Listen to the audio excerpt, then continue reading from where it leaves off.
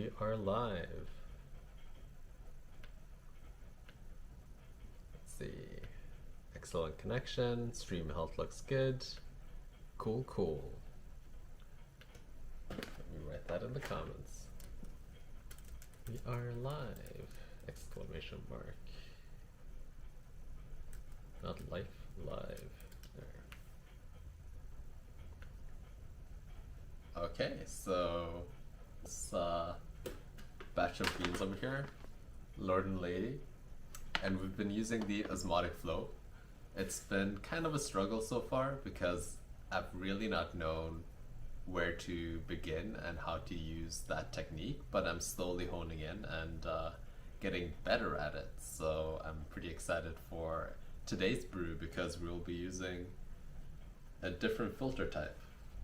So what I'm doing today is I'm reverting back to a recipe that I had 2 days ago, and I'm using a quicker filter instead, and in hopes to have a better technique of the osmotic flow, and also just to see what the differences are. So I kept my filter from yesterday right over here, so I'll be comparing some of the grinds and beans and just how the bed of coffee looks like after the pour, and hopefully we'll see some good things or bad things or things to avoid and not to avoid.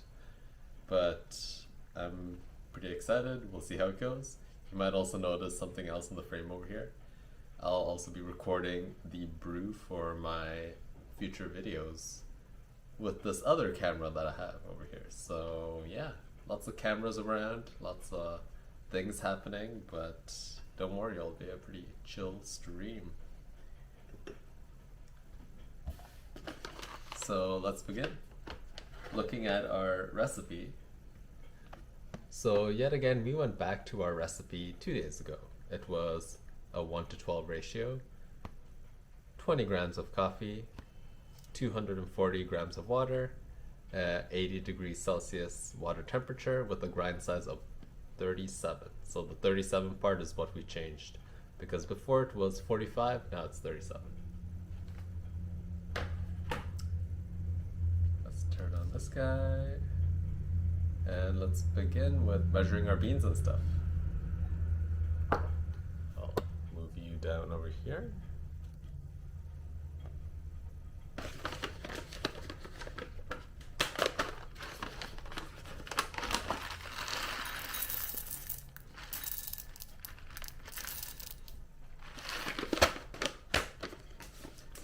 Grams of coffee,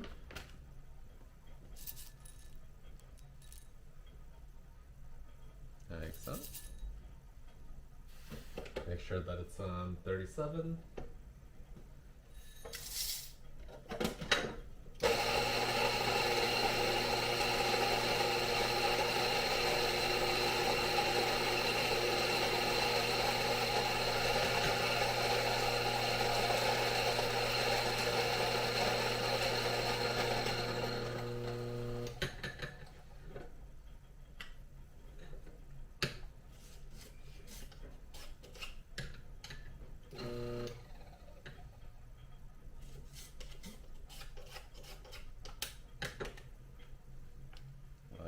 So,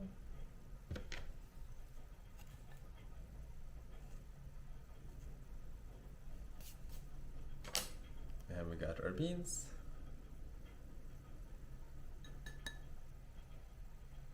Cool, cool. Let's get our hot water and let's preheat some things.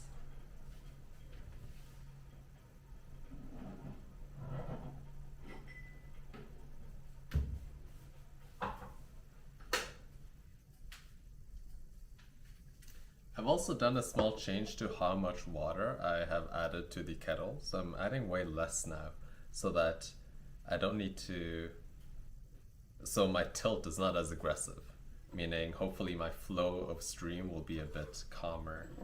So all these small hacks will probably and hopefully make a better brew. So let's preheat like this.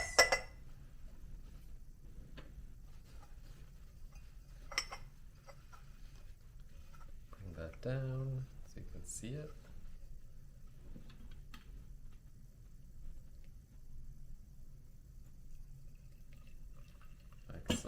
And yeah, I can tell that the water is flowing way quicker through this filter compared to the other filter, which is cool. Love it. Like so. We tare that, toss in the 20 grams of water,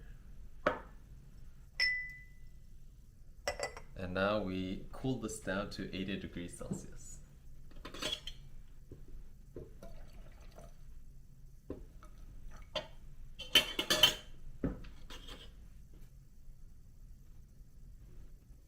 It's at 90 degrees Celsius now.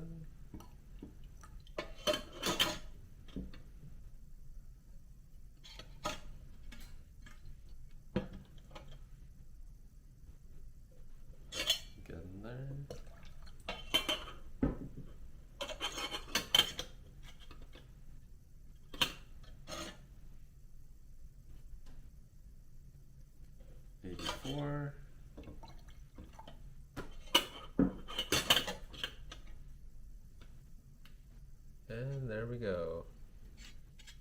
81 degrees Celsius. Should be 80 once we start pouring. Not sure if you can see that. Okay, so we tare.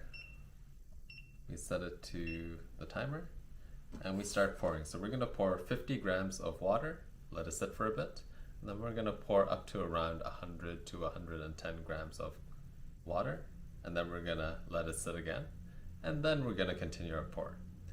So between that first and second pour, we're gonna pour mostly in the center, but then for the last segment, we'll be pouring on the slight outsides of the crust and bubbles.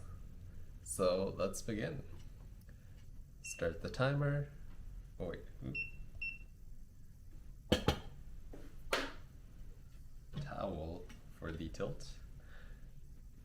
Start the timer.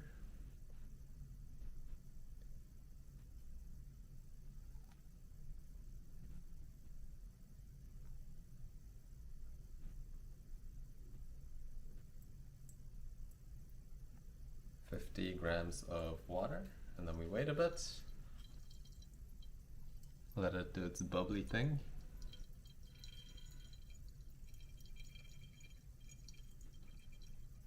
And then we continue the pour.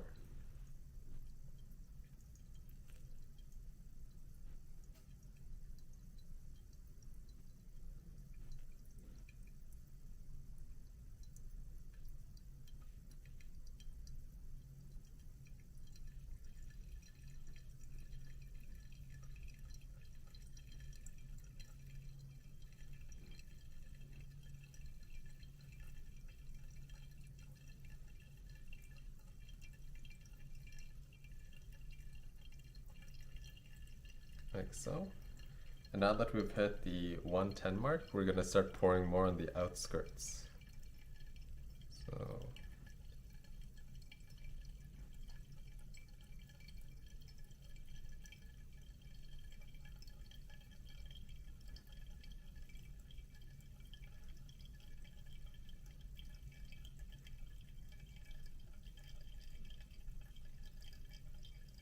and the outskirts is the space between the white center area and the crust.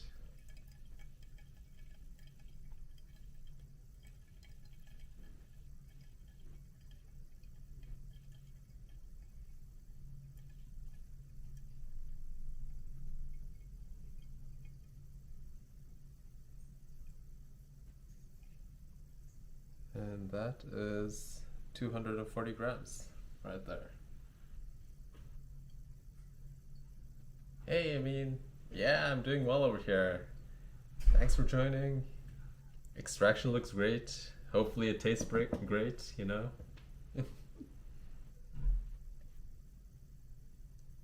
Okay, so comparing this brew to yesterday's brew, it's way quicker, and it also looks way chunkier and better overall, just because of the flow. And the quickness is actually around a minute and 30 seconds quicker. So yesterday's brew ended at like close to 4 minutes, and this one over here ended at 2 minutes and 30 seconds. So this filter does a lot of change over here. And if we compare it side by side to what I did yesterday, you can tell that the grinds didn't ride up as much as this one due to the slower filter.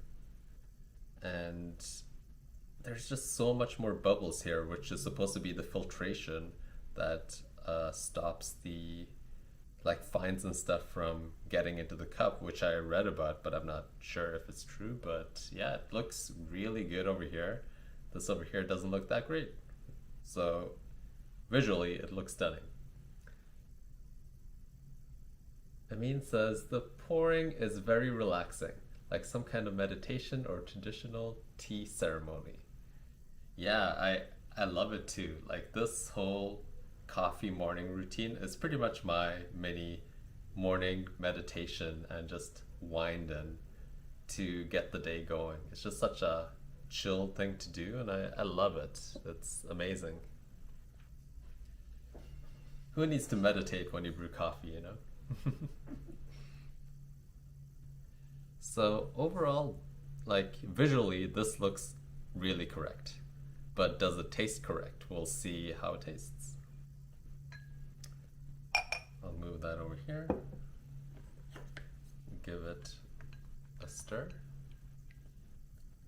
Like so.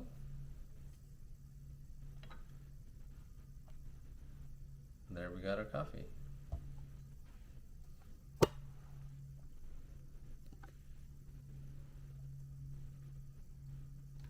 Turn that camera off, and overall looks good, looks like a cup of coffee.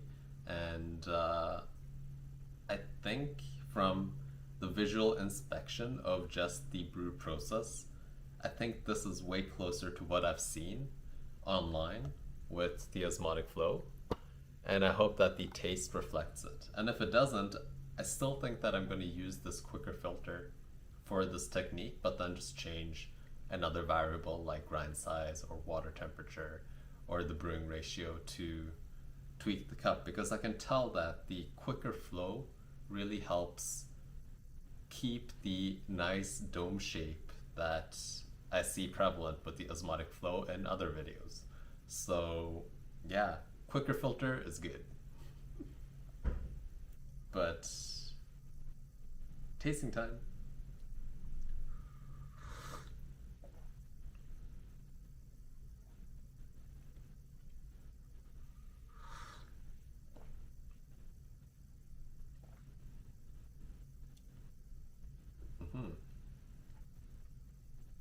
So it has both qualities of like slight acidities, but also some bitterness, so bitter and sour slash acidic qualities to it.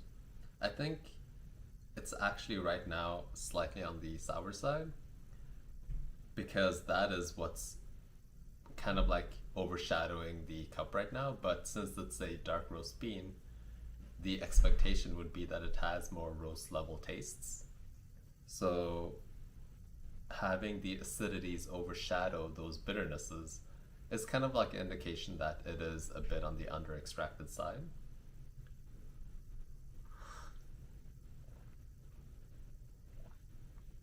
But personally, with me who likes light roasts, this is actually a pretty pleasant cup. So it's pleasing, it's kind of delicious, not as silky as I would want it to be, and I would actually think I would want to extract a bit more from this cup over here to cut down that acidity and yet again highlight the bean's properties, which is that more dark roast level with those interesting bitternesses and more like rich feel.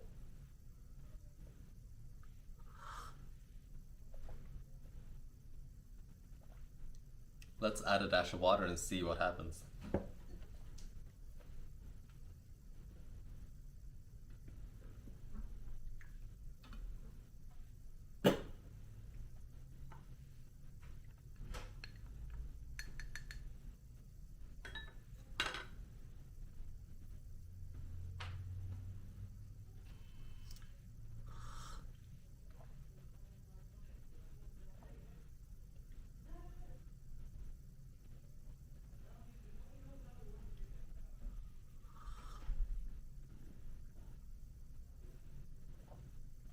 So the dash of water cuts down on both the acidity and the bitterness.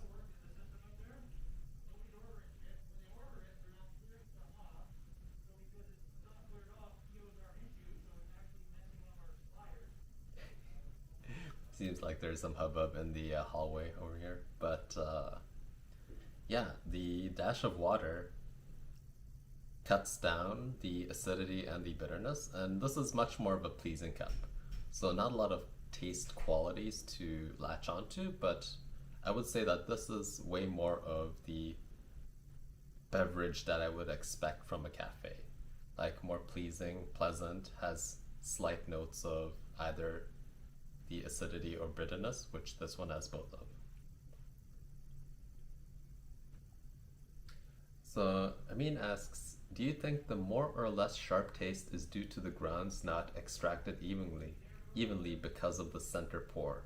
So from what I've learned with the osmotic flow technique is that it has a weird like thing where the liquid goes down and then up again in the bloom. So even though it doesn't look like all of the grinds are saturated, because of the bloom always expanding and becoming bigger, there's liquid in there that is extracting those aspects. And from what I've learned, it's supposed to just be really good for dark roasts. And even though it might be a bit of a uneven extraction, I think it's just a method that suits dark roasts way more. But yes, I think you are correct where compared to like a high extraction brewing method like the James Hoffman or like the 4-6 brewing method, it's just a different beast. So there is some uneven extraction here, in my opinion. I haven't done any research on it or anything because I can taste it in the cup, like you say. There are some qualities of acidic under extraction in there, but also those bitter qualities. But it's probably the best cup I've created with a dark roast like this. So there's something about how the brewing technique really goes hand in hand with a darker roast.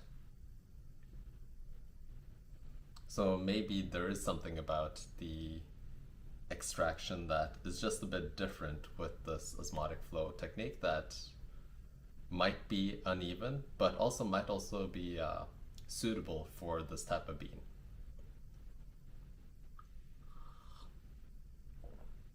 Because this is probably one of the best dark roasts I've had in a while, and that's like saying a lot, you know. I usually do my dark roasts kind of like the same as a light roast. I treat it kind of the same, but now I'm just going way different and really exploring all of the different facets of how you can brew differently and tweak your recipe differently because of it being a dark roast. Yeah, I actually think that the under extraction is on purpose. So Amin says that the under extraction might be on purpose, and it is because of that dark roast that the under extraction might be on purpose, because all of the other methods of brewing with a pour over really has like a high extraction focus, while in a dark roast you don't want to extract all of those compounds. They're not pleasant in the cup, and you'll just have a bitter and not fun cup of coffee, and it'll just be harsh and dry and astringent.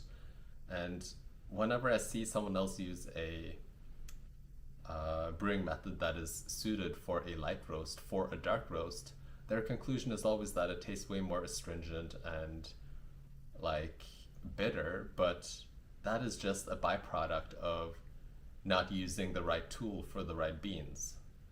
It's kind of like frying up some sushi. You know, you gotta eat sushi on its own, like raw. You can't treat it as a steak. So if steak is like light roasts and sushi is like dark roasts, you gotta use different tools for each food, or in this case, bean. Random analogy. Hopefully it makes sense.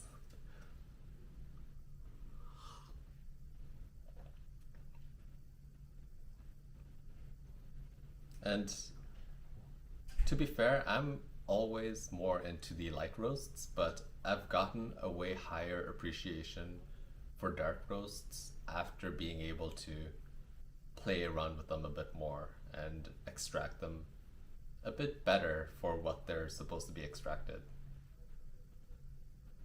Because I just used to treat everything the same before, but now it's a bit different. And hopefully I can learn even more from this bag over here and figure it out even more, because it's just such a real like thing that I haven't explored dark roasts enough. I've done a lot of light roasts and I know how to do light roasts, but dark roasts is such a unforeign territory for me, which is lovely. I love it. It's fun.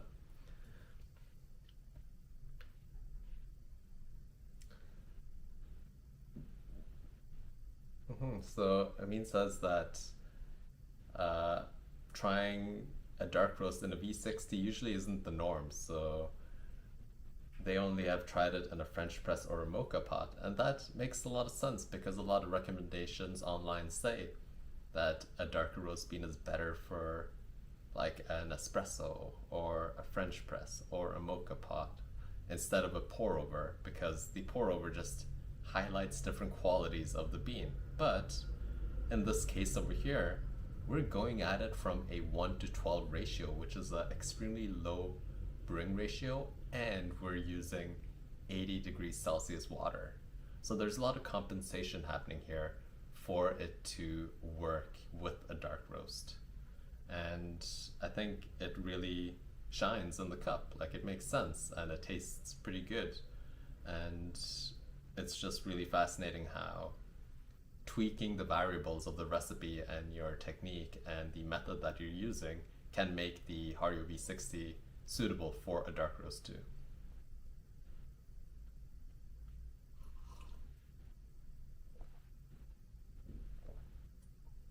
So for most of the cups that I've had with the dark roast, I love it with a dash of water. I don't know why.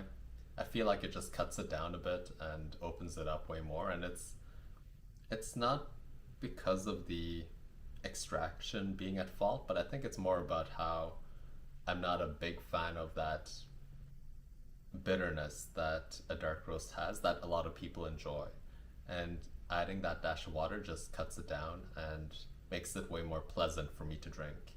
So if you ever feel like a dark roast is a bit too much for you, just add a dash of water and see what happens.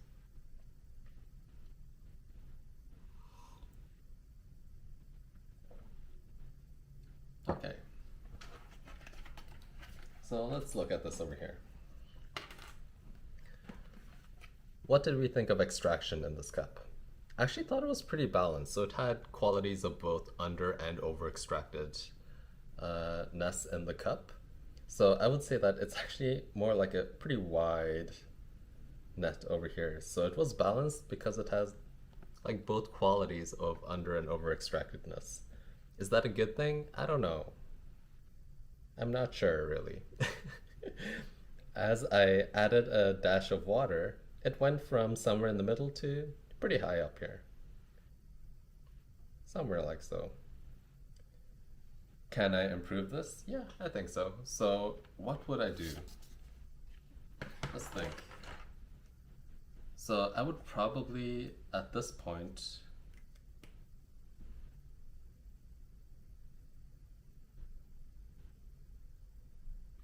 I want to try a different brewing ratio.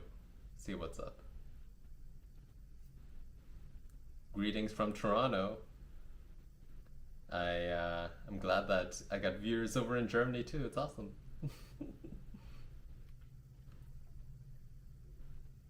Never been to Germany, but I would love to go over there.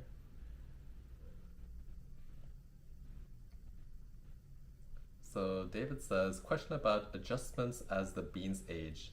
Is that more for espresso? Does that matter much for pour overs as well? So as a barista, I had to dial in espresso every single day pretty much, and it does matter a lot with espresso. So the volatility of the bean and its roast states just matter way more for espresso due to the grind size.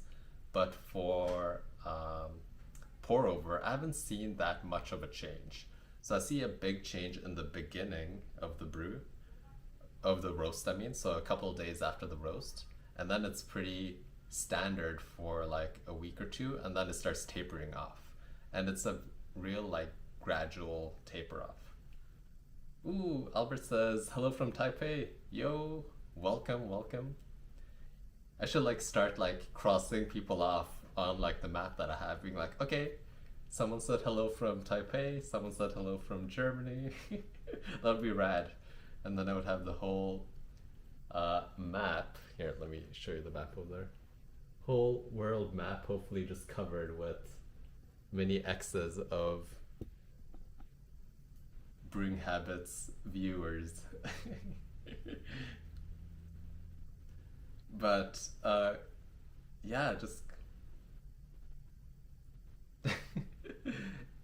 it's not really something that I have a trouble with right now. I'm just trying to constantly improve it and get better at this technique. So I feel like I have a pretty decent cup of coffee, but I'm actually not that familiar with this technique yet, the osmotic flow, and I'm just exploring and seeing what works and what doesn't. And right now, I've found out that the quicker filter that I was using works way better for the osmotic flow. So yet again, just showing the comparison. These beds over here, the only difference that I did was I used a quicker filter on this one today. And I can tell that this one over here just had water going way too high. It became really flat as I was pouring, while this one kept a lot of its oval shape as I was pouring up until the end, which also made it so that the grinds didn't rise that much throughout the whole brewing process. Hey David from Seattle. Let me just cross it off. Seattle.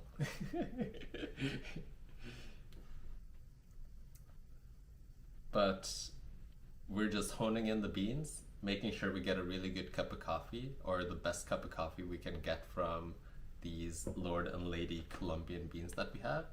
And tomorrow will be our last brew with this bag over here because we'll be swapping over to these guys over here, a lighter bean, the Fahem by Tim Wendelboe. So I'm gonna continue flip-flopping back and forths between weeks and really explore. So maybe in this experiment over here, we'll see if roast date really matters and how it impacts it by week.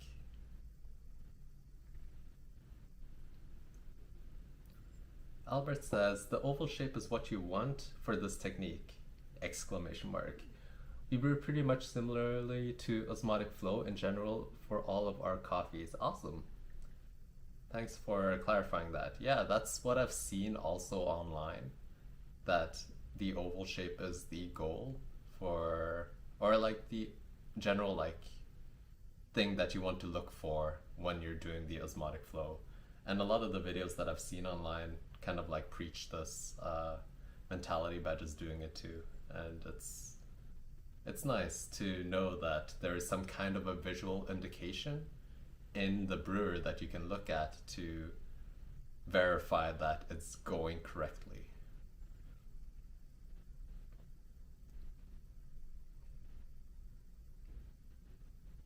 Yeah, and David says my local roaster roasts everything dark, and to be honest, I have no issue with dark roasts. I actually love the whole spectrum, and it's really fascinating how there are just some people who are so focused on either light roasts or dark roasts, and I just think that having an appreciation for all the roasts is great.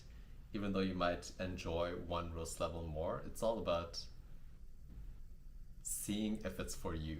It's very personal, it's very preferential, and you can always like explore and find new and interesting beans out there in all of the different roast levels. And he's using a washed Ethiopian for osmotic flow. So that's interesting. I've not tried a like florally bean yet in the osmotic flow, It's always been more of a Colombian and like Costa Rican or something bean that I've used for a osmotic flow. But I should totally try out like a more florally acidic bean, but as a dark roast with the osmotic flow. And I might just roast some beans a bit darker myself and try that out for science, you know?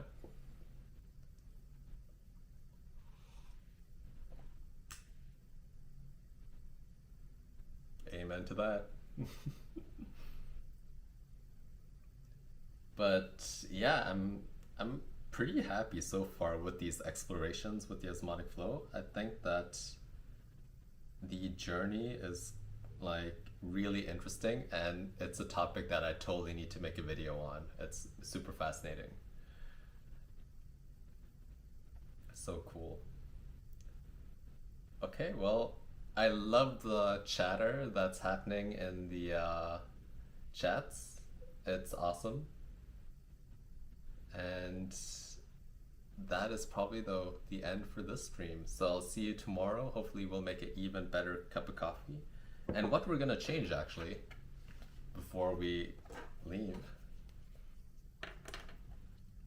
I actually want to try to get away some of that tartness that was in the cup, because I don't feel like that was a part of it. So what I'm going to do is I'm going to make a slight change to grind size to like 39. 39 instead of 37.